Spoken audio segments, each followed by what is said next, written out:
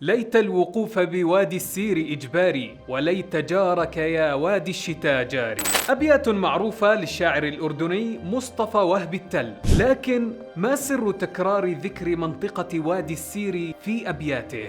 يبدو أن شاعرنا قد هام عشقا بفتاة تسكن وادي السير، فكان لها النصيب الأكبر في أشعاره التي كتبها. ظبيات وادي السير هل نفرت من سربكن الظبية السمراء، فهي التي خطت أناملها في سفر حبي آية غرة. لكن هل لمحبوبة أن تجعله متعلقا هائما ودائما في ذكر وادي السير؟ لا شك أن ارتباطه بالمنطقة لم يكن عاطفيا فقط، فقد عاش عرار في وادي السير لحوالي 7 سنوات، عايش فيها جميع الأحوال بجميع الأجواء في المنطقة، فكان ارتباطه بها مزيجا بين العاطفة والعقل.